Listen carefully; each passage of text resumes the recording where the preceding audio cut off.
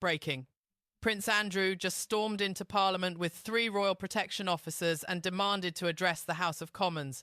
Keir Starmer was physically rushed out by armed security. The constitutional crisis that followed has shattered 800 years of parliamentary sovereignty. What happened inside Westminster at 2:47 p.m. yesterday will go down as the most shocking breach of protocol in British history, and the documents he carried could destroy the entire Labour government. If you want to see how the monarchy just declared war on Parliament, hit that subscribe button right now, because this changes absolutely everything. Here's what sparked the unprecedented confrontation.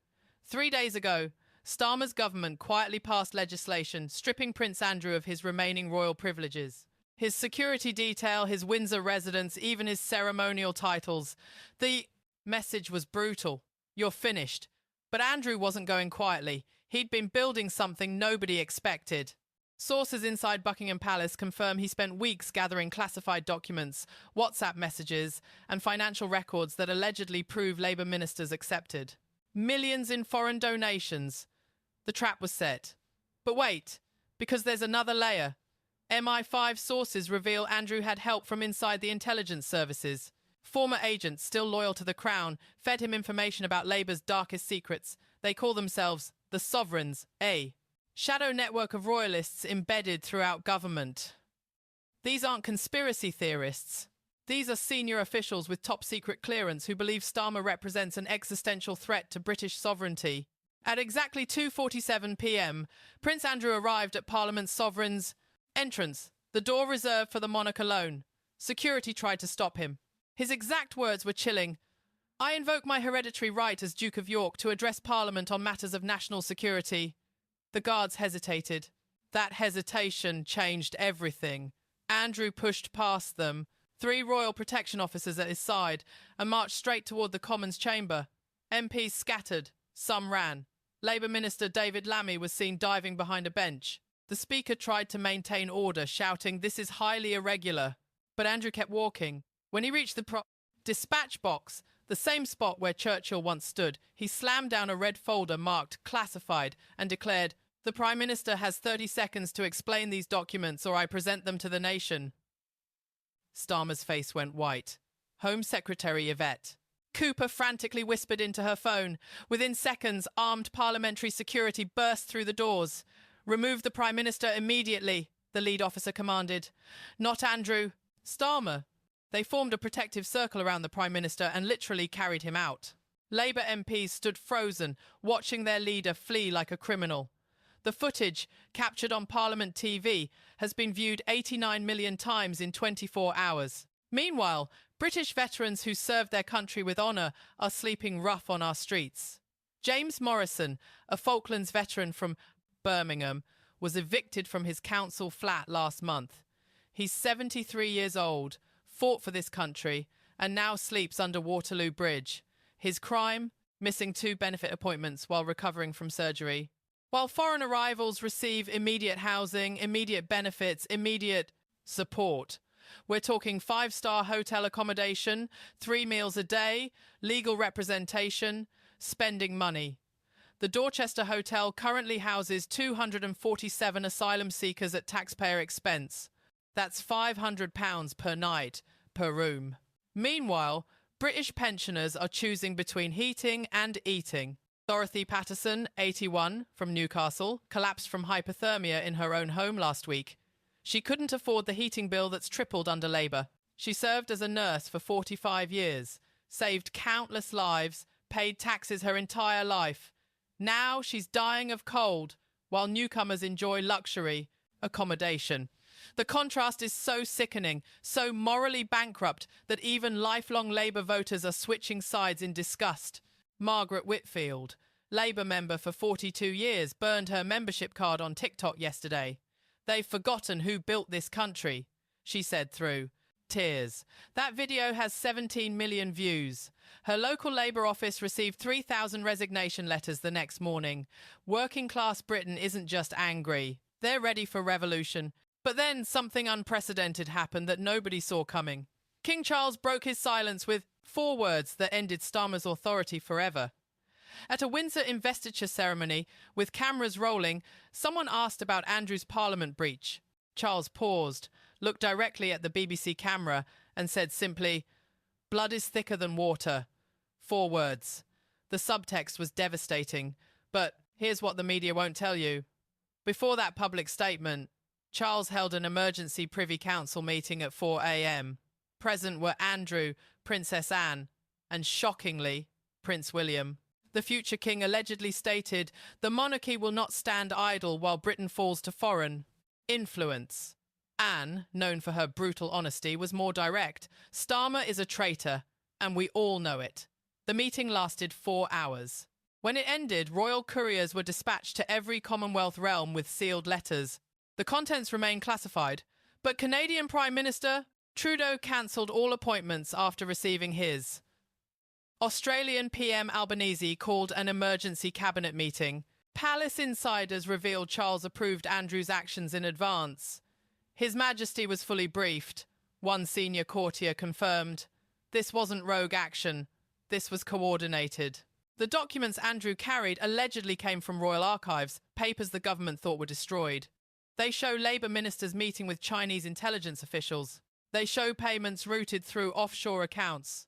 They show Starmer himself authorising surveillance of Reform UK leadership. But here's the explosive detail nobody's reporting. Page 47 of Andrew's dossier contains photographs. Angela Rayner at the Chinese embassy at 3 a.m. on November 3rd. David Lammy accepting an envelope from a known Russian oligarch.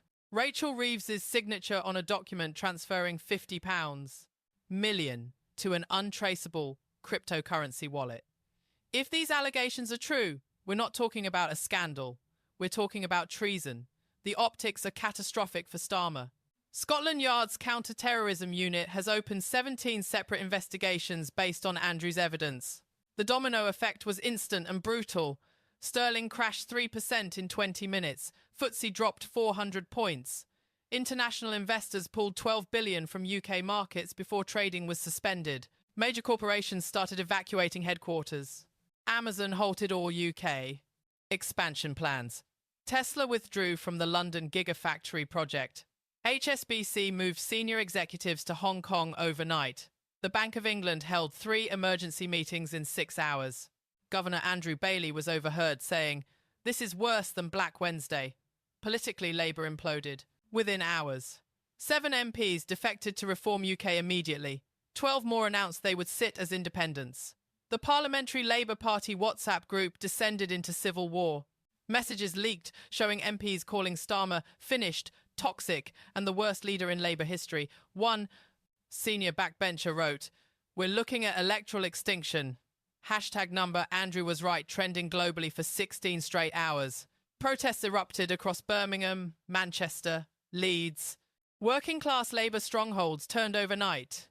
YouGov's emergency poll showed Labour at 19%, their lowest in history. Reform UK surged to 31%, overtaking the Conservatives. But the real shock was in the red wall. Seats Labour held for a century showed Reform UK leading by 20 points. Street protests grew violent in Tower Hamlets. Police lost control for 3 hours. The establishment's grip on power wasn't just loosening, it was gone. Inside number 10, complete pandemonium erupted. Ministers are screaming at each other in the cabinet room.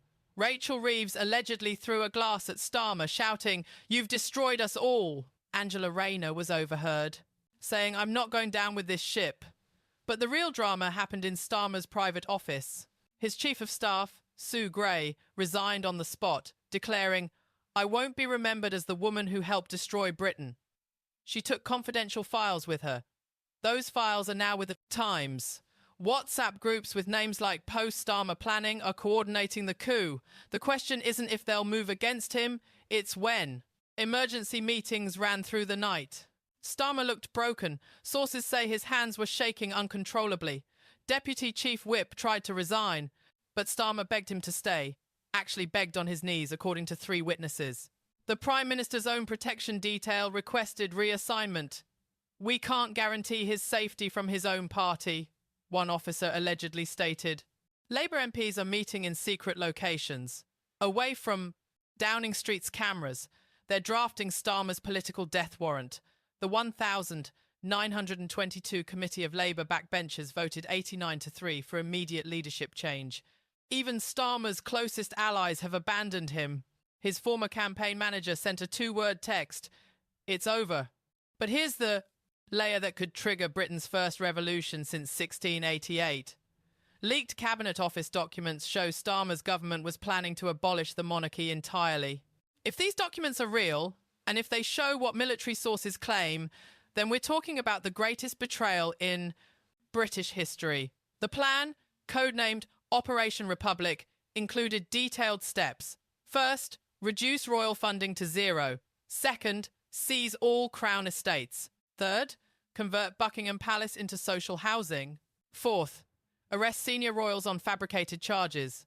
The timeline showed full implementation by July 2025. Think about what that means. A Labour government secretly plotting to end 1,000 years of tradition. The documents allegedly outline military units assigned to surround Windsor Castle. Special forces would detain the royal family at 3 a.m. on July 1st. Republic announcement at 6 a.m. New constitution by noon. The documents included contingency plans for civil unrest, including detention camps for monarchist insurgents. Labour planned to classify support for the monarchy as extremism. The optics of that would be absolutely devastating. Every British patriot would take to the streets. And according to these documents, that's exactly what Starmer wanted an excuse for martial law. Meanwhile, Nigel Farage is mobilising like never before. While Starmer hides in his bunker, Farage appears everywhere. This morning alone, he held rallies in Dover, Canterbury and Maidstone. Combined attendance, 75,000 people. His message is simple but powerful. They betrayed you. We won't. Reform UK membership applications crashed their servers. 400,000 new members in 72 hours. Donation pledges exceeded £30 million. Small donors, ordinary Britons, giving what they can to save their country. He's not the insurgent anymore. For the first time in British history, Reform UK leads every poll. Farage isn't just winning, he's destroying the entire political establishment. While Starmer attacks our institutions, Farage declared yesterday, we defend them while he kneels to foreign powers. We stand for Britain. The contrast couldn't be starker. Traditional Labour voters are flocking to reform by the millions. Working-class communities feel utterly betrayed. In Hartlepool, Labour's vote share polling shows single digits. In Sunderland, Reform leads by 37 points. The political map of Britain is being redrawn before our eyes. The next 72 hours are critical. Parliament must vote on whether to accept Andrew's evidence. The King could dissolve Parliament entirely. Armed Forces commanders are meeting without government oversight. Chief of Defence Staff Admiral Sir Tony Radakin held an unprecedented all-services conference yesterday. The military's loyalty is being tested. Sources inside the Ministry of Defence confirm contingency planning for constitutional scenarios. That's military speak for choosing sides in a civil conflict. The question is no longer whether Starmer survives, it's whether British democracy survives. Britain is watching its own government collapse in real time. International observers are horrified. The UN Security Council held an emergency session about UK stability concerns. NATO commanders worry about Britain's nuclear arsenal during political chaos. This crisis will be studied for centuries as the moment the establishment finally pushed too far. At its epicenter stands Prince Andrew, who looks increasingly like the unlikeliest of heroes, the disgraced royal who saved the monarchy. History will record that when Britain needed someone to stand against tyranny, it wasn't the politicians, it wasn't the media, it was the spare prince everyone had written off. So here's the question that matters. Did Andrew just save Britain or destroy it forever? Did Starmer just commit political suicide or actual treason? Or did King Charles accidentally trigger a revolution that ends everything? What do you think? Will Starmer resign before they force him out? Can Farage actually become Prime Minister by Christmas? Drop your thoughts in the comments below. We read every single one. And if this story shocked you as much as it shocked us, share it with everyone who needs to see what's really happening in Westminster right now. The mainstream media won't tell you the full truth.